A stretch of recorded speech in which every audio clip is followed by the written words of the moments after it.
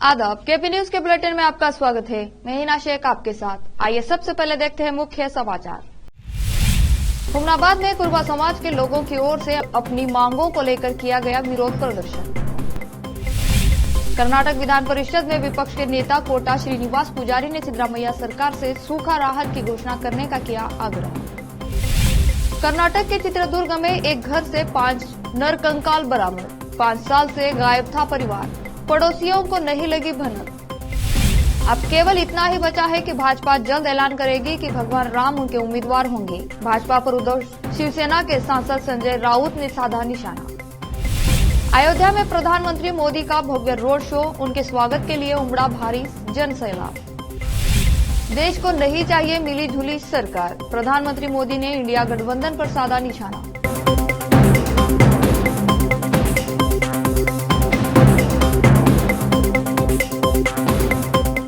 अब समाचार विस्तार से। हुमनाबाद में कुर्बा समाज के लोगों की ओर से विरोध प्रदर्शन किया गया, जिसमें वकील सतीश रामपुरे ने विरोध प्रदर्शन की श्रृंखला को संबोधित किया। उन्होंने केंद्र सरकार से मांग की कि शब्द गोंडा को कुर्बा के वैकल्पिक शब्द है, सरकार से आग्रह किया इसको मान्यता देते हुए लागू किया जाए। इसके बाद पूर्व जिला पंचायत अध्यक्षा श्रीमती भरतबाई कुडम्बल ने भी संबोधित किया। इस अवसर पर शिवराज चिनकेरा, संजीव वड्डनकेरा, मणिकप्प बक्कण्णा, पवन गुंडा, आनंद खंडगुंडा, मल्लिकार्जुन मोलाकेरा, सिद्धू चांगलेरा, खंडेपा वड्डनकेरा के अलावा दूसरे अनेक लोगों ने इस विरोध प्रदर्शन में भाग लिया। हुमनाबाद से केपी न्यूज के संवाददाता मोहिउद्दीन लाठोरी की रिपोर्ट। ಶಾಲೆ ದಾಖಲಾತಿ ಇದರ ಒಂದು ಏನೋ ಕಾಸ್ಟ್ ಪ್ರೂಫ್ ಸರ್ ಎಲ್ಲ ಕರೆಕ್ಟ್ ಇದ್ರೆ ನೋಡ್ರಿ ಅಷ್ಟೇ ಇದ್ರೆ ಇಲ್ಲ ಎಲ್ಲ ಗೊಂದಲ ಇರ್ತದೆ ಸರ್. ಓಕೆನಾ ಒಪ್ಕೊಂಡು ಗೊಂದಲಗಳಿಗೆ ನೀವು ಅದಕ್ಕೆ ಏನಾದ್ರು ಅನುಸರಿಸ್ಕೊಂಡು ಇರ್ತೀರಿ ಇಲ್ಲ ಸರ್. ಅಕ್ಕಿ ಸಾಲಿ ಕಲ್ತಿದ್ರು ಈ ಸಾಲ ಹಾಕಿದ್ರು ಕುರು ಬದ್ರೆ ಅಕ್ಕಿ ಹುಡುಗ ಮಾಡ್ಕೊಂಡು ಅವನ ಗೊಂಡನ ನಂದು ಗಮನ ಇಲ್ಲ ಗೊಂಡನ ಆ ಗಂಡನ ಕಾಸ್ಟ್ ಹೆಂಡತಿ ಹಚ್ಕೊಂಡು ಆಮೇಲೆ ಟೀಚರ್ ಆಗ್ಯಾಳ ಅವ್ರ ಅಪೋಸಿಟ್ ಆ ಗಂಡನ ಕಾಸ್ಟ್ ಹೆಂಡತಿಗೆ ಬರ್ತಾ ಅಂತ ಮಾಡ್ಕೊಂಡ್ರ ಕಾಸ್ಟ್ ಬರ್ತಂದ್ರೆ ಗಂಡನ ಕ್ಲೇಮ್ ಮಾಡಿ ಟೀಚರ್ ಆಗ್ಯಾಳ. ಇನ್ನೊಬ್ಬಕ್ಕೆ ನಿಜವಾದ ಗೊಂಡಿದ್ದಾಗ ಅಬ್ಜೆಕ್ಷನ್ ಕೊಟ್ಟರು, ಅದು ನನ್ನ ಮೇಲೆ ಕೇಸ್ ಆಗಿದೆ ಉಲ್ಟಾ. ಅದು ಯಾವ ಕಾರಣಕ್ಕೆ ಅಂದ್ರೆ ಅವ್ರ ಮೂಲತಃ ಟಿ ಸಿ ಒಳಗೆ ಅವ್ರ ತಂದಿ ಅವ್ರ ಕಡೆಯಿಂದ ಕಾಸ್ಟ್ ಹೆಂಡತಿ ಸ್ಟಾಪ್ ಆಗ್ತದ. ಅವ್ರಿಬ್ಬರು ಗಂಡ ಹೆಂಡತಿ ಹೊಟ್ಟೆ ಹುಟ್ಟಿಲ್ಲ ಅಂತ ಮಗು ಗಂಡನ ಕಾಸ್ಟ್ ಕಂಟಿನ್ಯೂ ಆಗ್ತದ. ಅವ್ರ ಹೊಟ್ಟೆ ಹುಟ್ಟಿ ಮಗು ಗೊಂಡ ಬರ್ಲಿ, ಅಕ್ಕಿ ಮೂಲತಃ ಶಾಲಾದಾಗಲಿದ್ರೆ ಕುರ್ಬಾನಿ ಅದ ಅಂತ ನಾವು ಸಿಗಾಕೊಳ್ತೀವಿ. ಅಸಲು ದಯವಿಟ್ಟು ಬಂದು ಹೇಳೋ ಪ್ರಶ್ನೆ ಏನಂದ್ರೆ, ನಮಗೆ ಸಿಗುವಂತ ಸೌಲಭ್ಯಗಳು ಈಸಿಯಾಗಿ ಸಿಗ್ಬೇಕೆಂಬುದು ಒಂದು ಉದ್ದೇಶ ಇದೆ ನಮ್ಮ ಜನರಿಗೆ. ಇವತ್ತು ಹೇಳಿದ್ರು ನಮ್ಮ ಶಿವರಾಜ್ ಚಿನ್ಕೇರಿ ಕುರುಬರೇ ಗೊಂಡ್ರೆ ಕುರುಬರು. ಇವತ್ತು ನೋ ಡೌಟ್ ಎಲ್ಲ ನಮ್ಮ ಸಮಾಜದ ಪ್ರತಿಯೊಂದು ಗ್ರಾಮದಲ್ಲಿ ಹೋಗಿ ನೋಡಿದಾಗ ನಮ್ಮ ಸಮಾಜದ ಜನರು ಕುರುಬರೇ, ಅವ್ರು ಗೊಂಡ್ರೆ ಕುರುಬರಿದ್ದಾರೆ. ಹಿಂದೆ ಬಂದಂತ ಒಂದು ನಾಡಿ ನುಡಿಯುವ ಮೂಲಕ ನಮ್ಮ ಸಮಾಜವನ್ನು ಬಹಳಷ್ಟು ಹಿಂದುಳಿದಿದೆ. ಆ ಕಾರಣದಿಂದ ಮುಖಾಂತರ ಮನವಿ ಮುಖಾಂತರ ತಾವು ನಮ್ಮ ಬೇಡಿಕೆಯನ್ನು ಈಡೇರಿಸದೇ ಇದ್ದಾಗ ನಾವು ಮುಂದಿನ ದಿನಗಳಲ್ಲಿ ಸತತವಾಗಿ ಸತ್ಯಾಗ್ರಹ ಮಾಡಲಿಕ್ಕೆ ಒಂದು ನಿರ್ಧಾರವನ್ನು ತೆಗೆದುಕೊಂಡಿದ್ದೆವು. ಅದಕ್ಕೆ ಇದೊಂದು ಕೊನೆಯದಾಗಿ ನಾನು ವಿನಂತಿಸಿಕೊಳ್ತಾ ಇದ್ದೀನಿ, ದಯಮಾಡಿ ತಹಸೀಲ್ದಾರ್ ತಾವು ಬಂದು ಈ ಮನವಿ ಪತ್ರ ಪಡೆದುಕೊಳ್ಬೇಕಂತ ಹೇಳಿ ವಿನಂತಿಸಿಕೊಳ್ತಾ ಇದ್ದೀನಿ. ಅದೇ ಅವರಿಗೆ ಸಿಗುವಂತ ಸೌಲಭ್ಯಗಳು ಸಿಗ್ತಾ ಇಲ್ಲ, ರಾಜಕೀಯದಲ್ಲಿ ಸಿಗುವಂತ ಸೌಲಭ್ಯಗಳು ಸಿಗ್ತಾ ಇಲ್ಲ, ಆರ್ಥಿಕದಲ್ಲಿ ಸಿಗುವಂತ ಸೌಲಭ್ಯಗಳು ಸಿಗ್ತಾ ಇಲ್ಲ, ವಿದ್ಯಾಭ್ಯಾಸದಲ್ಲಿ ಸಿಗುವಂತ ಸೌಲಭ್ಯಗಳು ಇವತ್ತು ಸಿಗ್ತಾ ಇಲ್ಲ. ಇವತ್ತು ನಾವು ಜಾತಿ ಪ್ರಮಾಣ ಪತ್ರ ತೆಗೆದುಕೊಳ್ಬೇಕಾದ್ರೆ ನಾವು ಬೇರೆ ಸಮಾಜದ ಜನರ ಜಾತಿ ಪ್ರಮಾಣ ಪತ್ರ ತೆಗೆದುಕೊಳ್ಳಬೇಕಾದ್ರೆ ಎಷ್ಟು ಈಸಿಯಾಗಿ ಸಿಗುತ್ತೆ, ಈ ನಮ್ಮ ಸಮಾಜದ ಜನರಿಗೆ ಈಸಿಯಾಗಿ ಸಿಗ್ತಾ ಇಲ್ಲ. ಇದಕ್ಕೆಲ್ಲ ಕಾರಣ ಇಲ್ಲಿ ಇರುವಂತ ಸಿಬ್ಬಂದಿಗಳು ಅಥವಾ ಇಲ್ಲಿರುವಂತ ನೀವು ನೋಟಿಫಿಕೇಶನ್ ಒಂದಾದ್ರೂ ಒಂದು ಹೊಸದು ಕೊಡ್ತಾ ಇದ್ದಾರೆ. भालकी में कर्नाटक के वन मंत्री ईश्वर खंड्रे के पुत्र युवा नेता सागर खंड्रे का 26वां जन्मदिन शुक्रवार 29 दिसंबर को बड़े धूमधाम से मनाया गया। इस अवसर पर वन मंत्री ईश्वर खंड्रे, श्रीमती डॉक्टर गीता खंड्रे और अन्य उपस्थित रहे। भालकी शुद्ध जिले से सागर खंड्रे के प्रशंसक भालकी आकर सागर खंड्रे को जन्मदिन की शुभकामनाएं दी। इस अवसर पर प्रसिद्ध गायकों शिवानी स्वामी और दूसरे गायकों के द्वारा गायन कार्यक्रम किया गया। भालकी से केपी न्यूज के संवाददाता सैमुअल की रिपोर्ट। कर्नाटक विधान परिषद में विपक्ष के नेता कोटा श्रीनिवास पुजारी ने राज्य सरकार से केंद्र को दोष देना बंद करने और इसके बजाय अपने दम पर 10,000 करोड़ रुपए की सूखा राहत की घोषणा करने का आग्रह किया। उन्होंने भाजपा चुनाव कार्यालय का दौरा करने के बाद कहा, कर्नाटक में कांग्रेस सरकार सूखे से निपटने के लिए धन जारी करने में विफलता पर केंद्र सरकार पर आरोप लगा रही है। आज राज्य सरकार को सूखा राहत पैकेज की घोषणा करनी चाहिए। उन्होंने कहा कि राज्य सरकार सूखा प्रबंधन कानून व्यवस्था बनाए रखने में विफल रही है। बेंगलुरु की एक अदालत ने चेक बाउंस मामले में कर्नाटक के स्कूल शिक्षा और साक्षरता मंत्री मधु बंगारप्पा को सांसदों विधायकों से जुड़े मामलों की विशेष अदालत ने उन्हें शिकायतकर्ता राजेश एक्सपोर्ट्स को 6.96 करोड़ रुपए की जुर्माना राशि देने और शेष 10,000 रुपए राज्य को देने का निर्देश दिया। आकाश ऑडियो वीडियो प्राइवेट लिमिटेड के निदेशक के रूप में यस बी मधुचंद्रा यानी यस मधु बंगारप्पा शिकायत में दूसरे आरोपी थे, जबकि आकाश ऑडियो वीडियो मुख्य आरोपी थे। कर्नाटक के चित्रदुर्ग में गुरुवार की रात को एक घर से 5 लोगों का कंकाल मिला। पुलिस अंदाजा लगा रही है कि उनकी मौत 2019 के करीब हुई होगी। फिलहाल पुलिस इस मामले की जांच में जुट चुकी है। इस मामले में यह सवाल उठ रहा है कि बिना किसी को पता चला उनकी मौत कैसे हो गई। साथ ही पुलिस इस बात की जांच कर रही है कि इतने साल होने के बाद भी पड़ोसियों को इस घटना की भनक भी नहीं पड़ी। फिलहाल उनके मौत के कारणों का पता नहीं चल पाया है, लेकिन प्रारंभिक जांच से मालूम चल रहा है कि शव लगभग 5 साल तक घर के अंदर थे। इस घटना की जानकारी एक व्यक्ति ने दी जो खाली पड़े इमारत को देखने गया था और तभी उसकी नजर एक कंकाल पर पड़ी। उसने तुरंत एक पत्रकार को इसके बारे में बताया। चित्रदुर्ग के पुलिस अधीक्षक धर्मेंद्र कुमार मीना ने कहा, गुरुवार की रात करीब 9 बजे एक पत्रकार ने हमें इस घटना की सूचना दी। हमारे अधिकारी तुरंत घटनास्थल पर पहुंचे। उन्होंने देखा कि घर का मुख्य द्वार टूटा हुआ था। इसके बाद फॉरेंसिक विशेषज्ञों और अपराध जांच विभाग को बुलाया गया। मरने वालों की पहचान 80 वर्षीय जगन्नाथ रेड्डी, उनकी पत्नी पेमक्का और उनके 3 बच्चे त्रिवेणी, कृष्णा और नरेंद्र के तौर पर हुई है। मुख्य द्वार से घर के भीतर प्रवेश करते ही 4 कंकाल मिले। उनमें से 2 बिस्तर पर थे और 2 जमीन पर पड़े मिले। 5वां कंकाल दूसरे कमरे के जमीन पर पड़ा मिला। अधिकारी ने बताया कि छानबीन के बाद घर के दस्तावेज बरामद हुए, जिससे पता चलता है कि यह घर जगन्नाथ रेड्डी का था। लेते हैं छोटा सा ब्रेक। हिंदुस्तान के हर कोने में हम हैं मौजूद। 24 घंटे हालात पर गहरी नजर, खबरों से जुड़े चुपते सवालात और आपको दिखाता है धार्मिक, सामाजिक, राजनीतिक, लोकल और इंटरनेशनल न्यूज की सबसे बेहतर कवरेज, जो आपको रखती है हर पल बाखबर। देश और दुनिया भर की खबर के लिए देखते रहें केपी न्यूज 24/7। ब्रेक के बाद आपका स्वागत है। कर्नाटक कांग्रेस के 3 वरिष्ठ विधायक जो मंत्री नहीं बन पाए, उन्हें शुक्रवार को कैबिनेट रैंक में नए पद दिए गए, जिसके व्यापक रूप से असंतोष को कम करने के प्रयास के रूप में देखा जा रहा है। सबसे वरिष्ठ विधायकों में से एक हलियाल विधायक आरवी देशपांडे प्रशासनिक सुधार आयोग के अध्यक्ष है।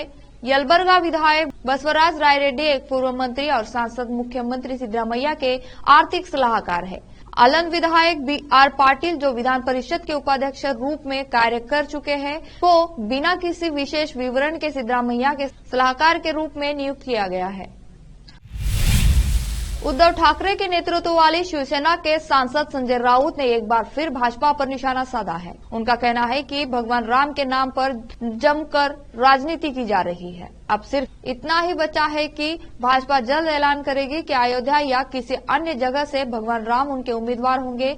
राउत शनिवार को पत्रकारों से बात करते हुए इस दौरान उन्होंने कांग्रेस को शून्य कहने वाली बात पर भी सफाई दी। शिवसेना सांसद ने कहा कि उन्होंने कभी कांग्रेस को 0 नहीं कहा था।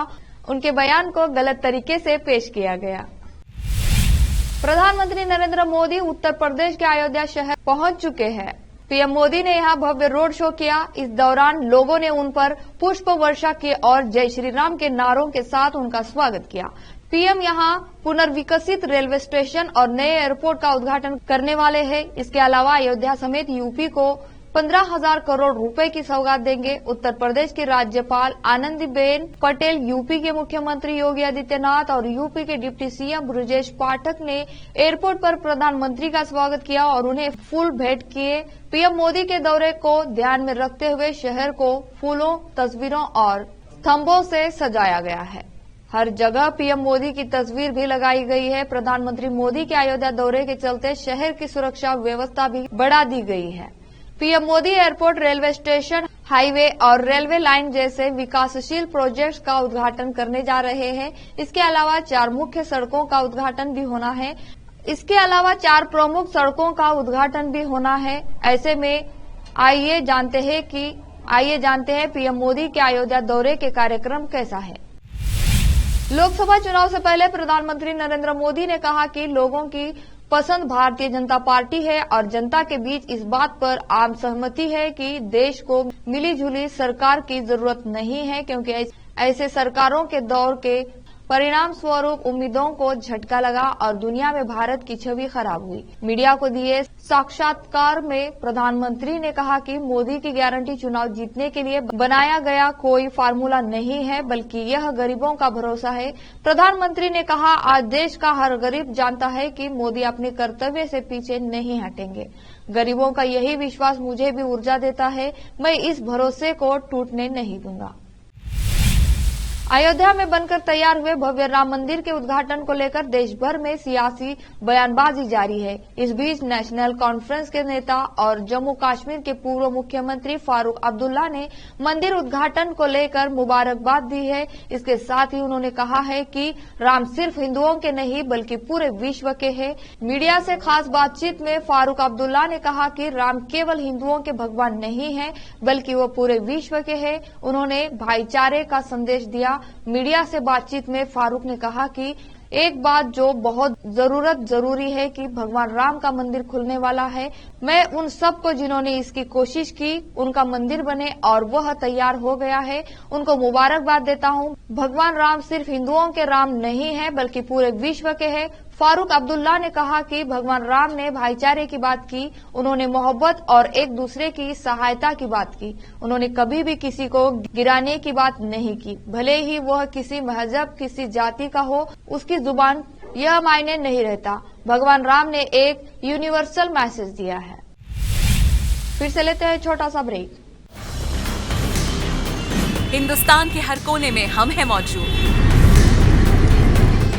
24 घंटे हालात पर गहरी नजर, खबरों से जुड़े चुपते सवालात और आपको दिखाता है धार्मिक, सामाजिक, राजनीतिक,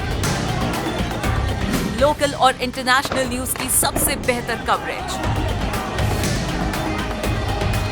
जो आपको रखती है हर पल बाखबर। देश और दुनिया भर की खबर के लिए देखते रहें केपी न्यूज 24/7। ब्रेक के बाद आपका स्वागत है। मिडिल ईस्ट में गाजा पट्टी पर इजराइल की सेना आईडीएफ के हमले पिछले 3 महीने से जारी है। इसमें 20,000 से अधिक लोगों के मारे जाने के दावे किए जा रहे हैं। अब इस पर दिल्ली की जामा मस्जिद के शाही इमाम सैयद अहमद बुखारी ने प्रधानमंत्री नरेंद्र मोदी से जंग को खत्म करवाने के लिए मदद की अपील की है। उन्होंने कहा कि मुस्लिम देश इस मामले में फेल हो चुके हैं।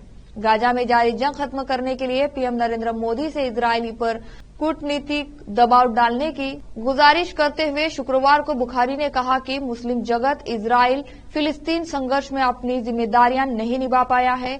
उन्होंने कहा कि युद्ध से 21,300 से अधिक फिलिस्तीनियों की मौत हो चुकी है और मानवीय संकट खड़ा हो गया है।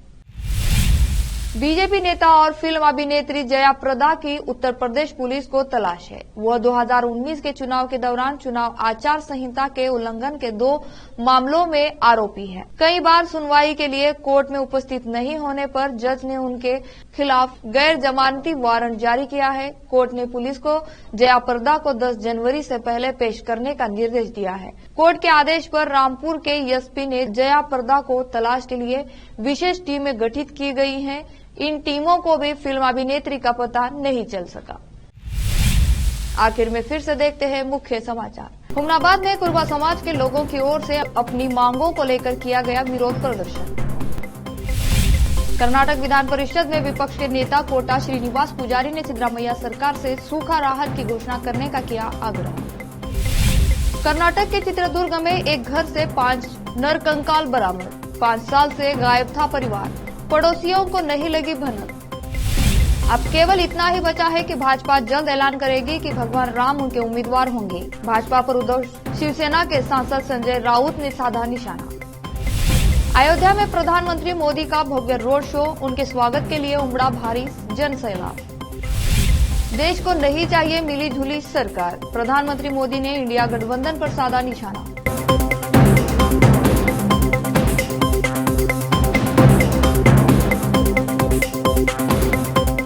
केपी न्यूज के बुलेटिन में आज इतना ही। देश और प्रदेश के समाचारों के लिए देखते रहिए आपका अपना चैनल केपी न्यूज 24/7। धन्यवाद।